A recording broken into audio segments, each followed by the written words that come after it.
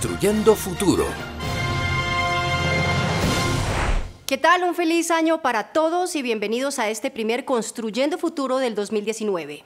Un año que comienza con optimismo y con metas y propósitos. Y justamente sobre ellos hablaremos hoy en nuestro programa.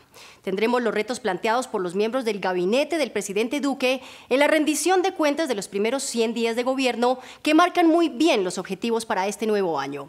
Nos ocuparemos hoy de los temas sociales, comenzando con la ministra de Trabajo, cuya gran preocupación y principal reto para el 2019 es la formalización del trabajo y asegurar el futuro pensional de los colombianos. El tema de la formalización en Colombia es muy grave, porque nosotros tenemos 22.600.000 trabajadores, de los cuales los presidentes solamente tienen derecho hoy, porque cotizan a pensión y a salud, 8.300.000.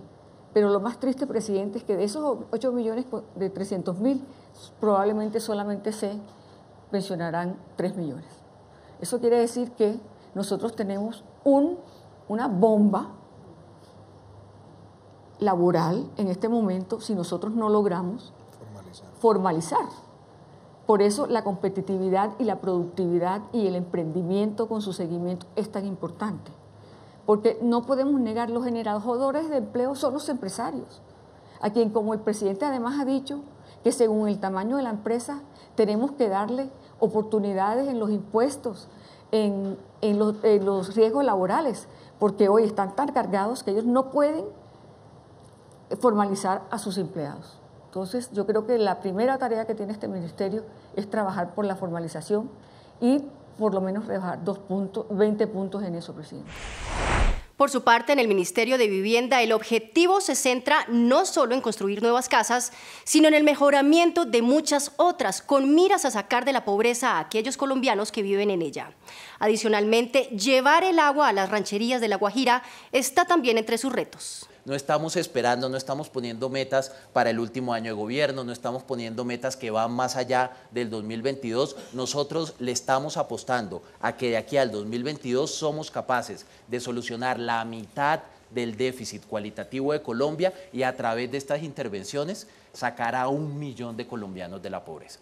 Nosotros lanzamos un programa muy ambicioso, el más ambicioso de la historia de Colombia para un departamento que se llama Guajira Azul.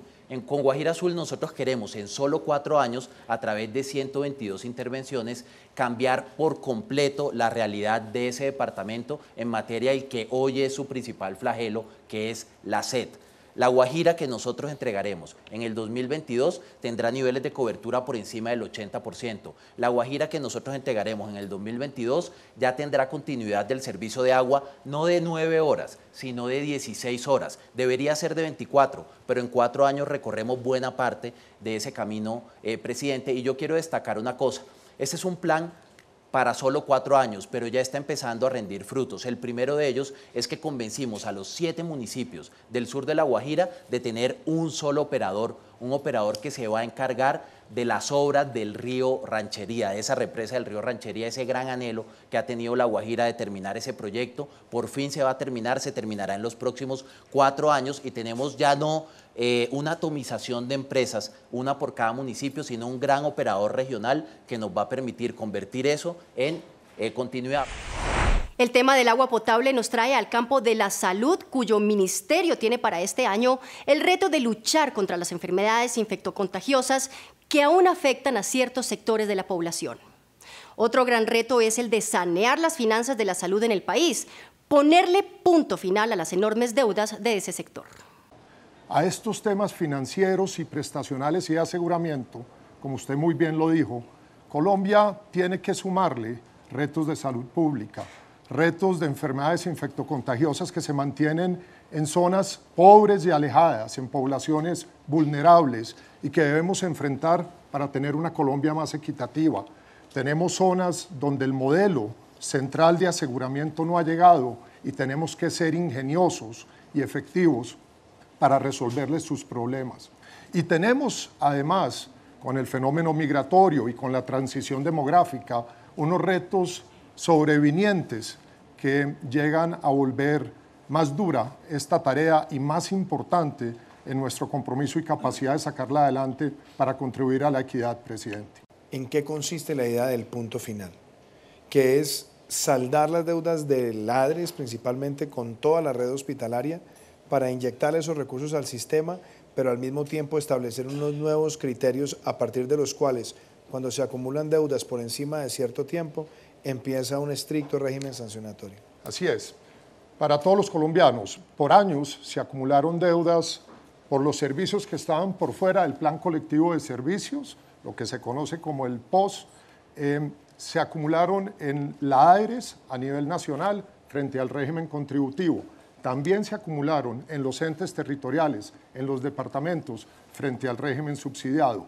El primer paso del acuerdo de punto final es, a través de una metodología compartida, llegar a una conciliación sobre esas cifras. Luego poderlas reconocer como deudas y generar los mecanismos financieros que le permitan a los acreedores de esas deudas inyectar liquidez y mejorar los servicios para los ciudadanos. Ese es el primer gran punto. Lo segundo es que tenemos que introducir reformas y mecanismos adicionales para que las situaciones, los abusos que condujeron a esta acumulación de deudas y de desequilibrios no se repitan. Por eso es tan importante que entre todos en el sector salud le pongamos un techo a los recobros del no-POS, que están acorralando la capacidad de responder por el aseguramiento. Y por eso es importante la política de control de precios de medicamentos, la introducción de valores máximos de recobro, el uso de compras centralizadas que generen eficiencias y beneficios que vamos a poder trasladar hacia una mejor cobertura y un mejor servicio para todos los colombianos. También tendremos que introducir reformas en algunos comportamientos que han generado abuso de posición dominante y unos flujos financieros inciertos o irregulares frente a la prestación de servicios. Y también por eso mismo hemos presentado la reforma de fortalecimiento de la Superintendencia Nacional de Salud, que le permite a esta entidad vital para el comportamiento y desempeño del sector intervenir con herramientas más efectivas, presidente. El Ministerio de Agricultura tiene 3 retos importantes: ordenar la producción agrícola para normalizar los precios, apoyar a los trabajadores del campo con asistencia técnica y créditos, y tercero, la construcción y mejoramiento de viviendas en el sector rural. La idea es ordenar la producción en ciertos productos agropecuarios. Tenemos hoy en día sectores agropecuarios que tienen un desorden en la producción, donde se están sembrando en zonas marginales, se está sembrando productos que a veces fomentan la concentración de las cosechas en ciertos periodos del año, lo que genera alta volatilidad en los precios. Eso lo que queremos, presidente, es ordenarlo de tal manera que podamos estabilizar los ciclos de precios a lo largo del año, podamos sembrar en las zonas más adecuadas, tener los incentivos correctos en los momentos correctos para que los productores puedan tener a la mano las herramientas y enviemos las señales correctas a los mercados y a los productores para que no se excedan y no generemos sobreoferta. Y el programa de agricultura por contrato básicamente consiste en generar una estabilidad en los precios de los productores, generando un encuentro entre productores y compradores, acortando los circuitos de comercialización y utilizando el contrato de suministro, la factura de venta o el instrumento que se genere en esas negociaciones como un respaldo para la provisión de créditos que otorgaría el Banco Agrario a una tasa muy beneficiosa. Seguir en una política de provisión de bienes públicos que no solamente provea de riego, de más riego a los productores del campo, con el fin de además hacer un aprovechamiento eficiente de las fuentes de agua y de esa manera tener una agricultura climáticamente inteligente que aproveche de manera más eficiente y respete el medio ambiente, sino también más asistencia técnica, más inclusión financiera, más créditos y por supuesto desarrollar además ingresos a las personas que están en las zonas rurales que no dependen exclusivamente de las actividades agropecuarias. Hoy en día el 38% de los pobladores de las zonas rurales generan ingresos pero derivados de actividades no agropecuarias y eso genera un complemento adicional al ingreso total de las familias que se encuentran en las zonas rurales. Y ahí tenemos obviamente un enorme reto, no solamente en entregar viviendas nuevas, sino también en adelantar los mejoramientos. Por eso lanzamos con usted y con el ministro de Vivienda y con la directora del DPS el programa de Casa Digna, Vida Digna, con el fin de nosotros empezar a cerrar ese rezago en el suministro de vivienda, sobre todo mejorar la calidad de las viviendas y, por supuesto, complementar el programa con la entrega de viviendas nuevas. La construcción de más vías que a la vez generen fuentes de empleo es uno de los retos del Ministerio de Transporte para este año.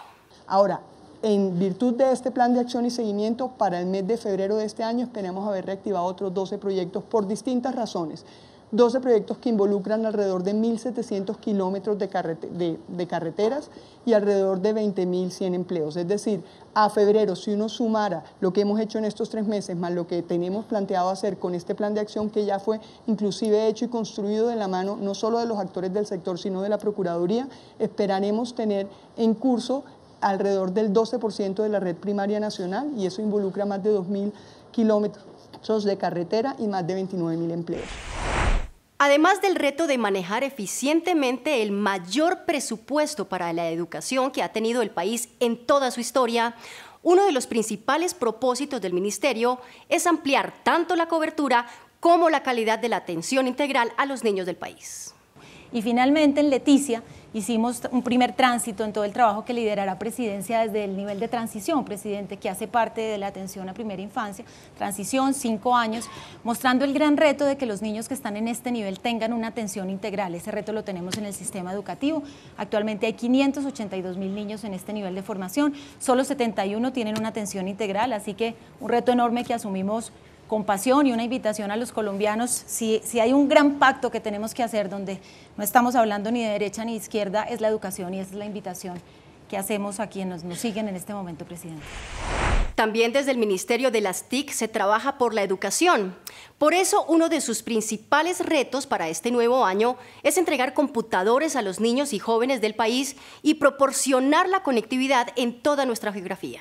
Computadores para educar, fundamental, presidente. Nosotros tenemos que llegar a todas las regiones, no únicamente con la conectividad, pero también con los contenidos, con los computadores, las tabletas, los dispositivos, pero con un contenido que sea, uno, relevante.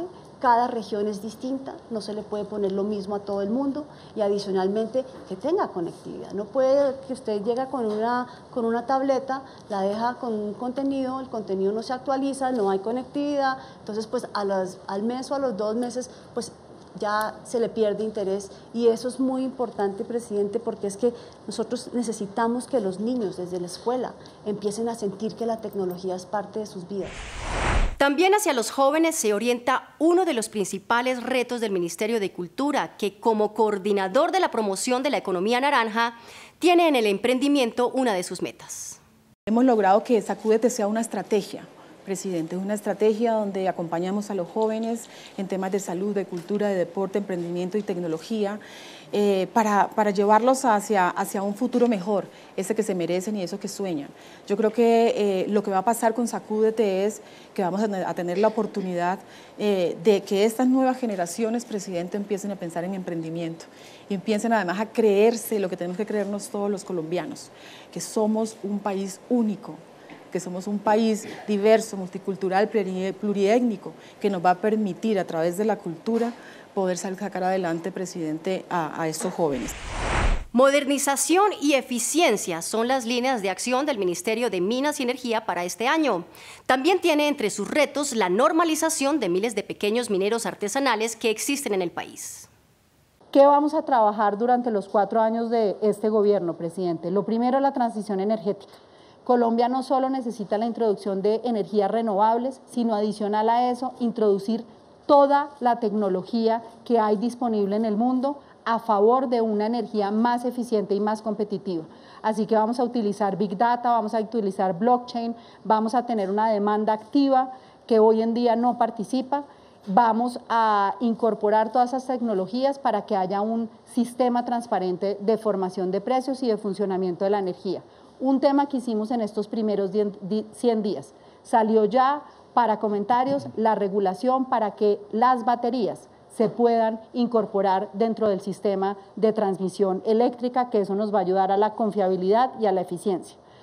Un tema muy importante de las metas, presidente, cobertura. Hoy en día todavía 500.000 colombianos no tienen servicio de energía eléctrica.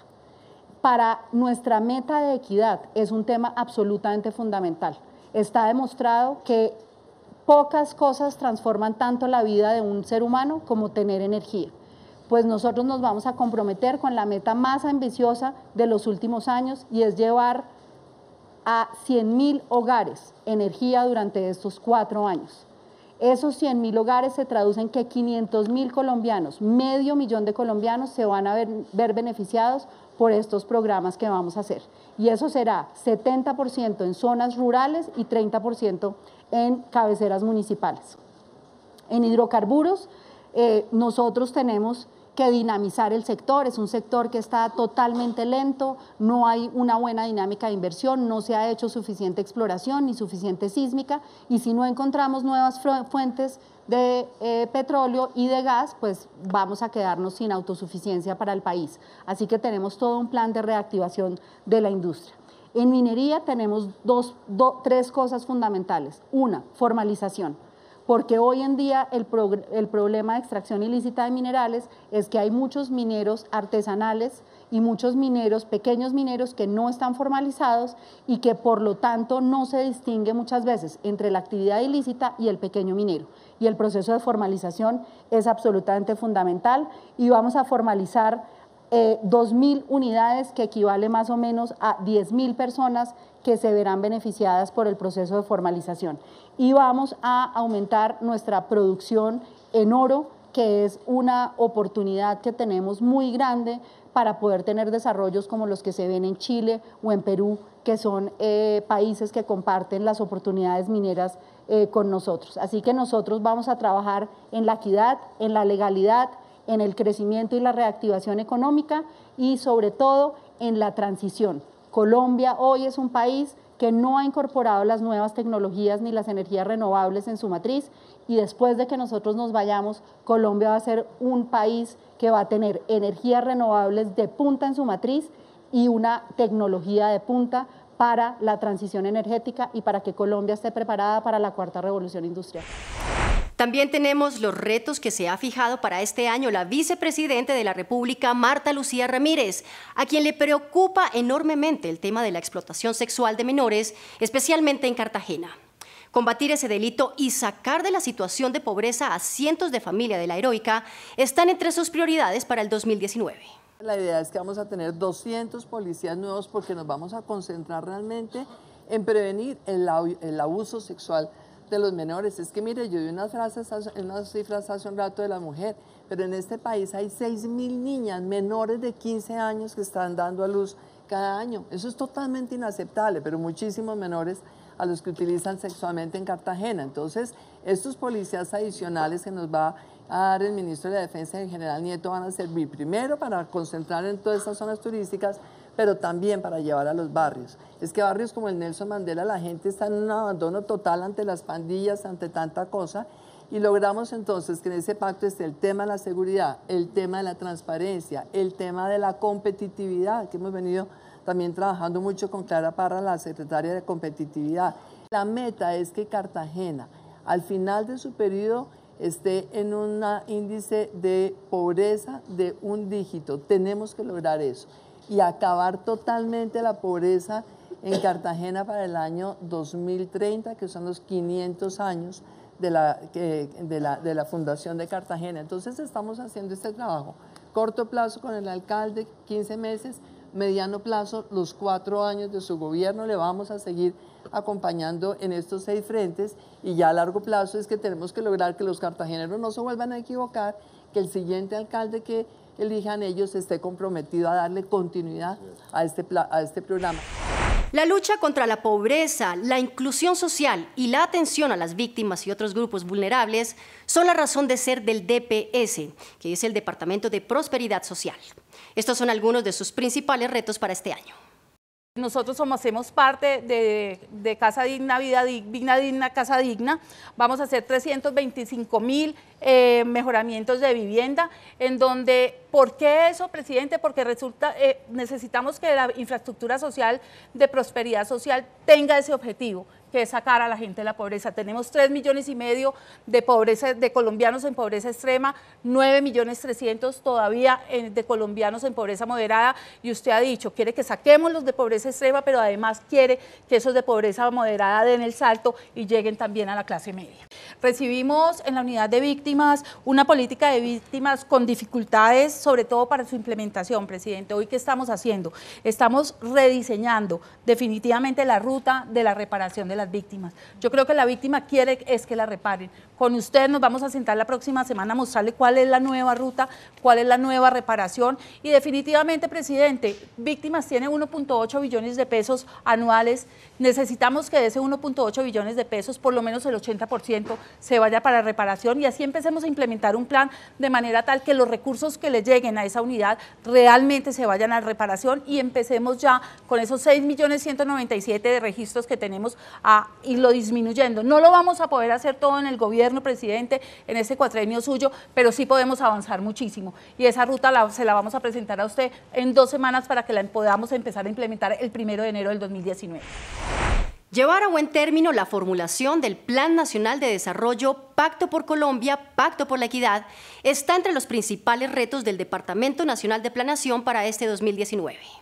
Vamos a convocar a OCAD Paz. En OCAD Paz hay una gran apuesta de recursos. Debo decir que los grandes proyectos de vías terciarias están en OCAD Paz. Tenemos entonces un plan de choque con la ministra de Transporte, porque llegaron más de 1.500 proyectos a aprobarse con recursos de regalías por 300.000 millones. De esos 1.500, realmente solamente 800 pueden ser considerados para que se aprueben, y entonces esperamos llevar la mayor cantidad posible el próximo 29 de noviembre a aprobación de recursos de OCAD Paz, y vamos a hacer una OCATón, presidente, en esa fecha, pero la vamos a hacer regional. Vamos a hacer que se apruebe no aquí en Bogotá, sino en las regiones. Oportunamente contaremos los detalles, pero esa será la siguiente gran OCATón. Y con esto finalizamos por hoy, y de nuevo un feliz y próspero año para ustedes. En una semana regresaremos con otro tema que nos mostrará cómo estamos construyendo futuro. Hasta entonces.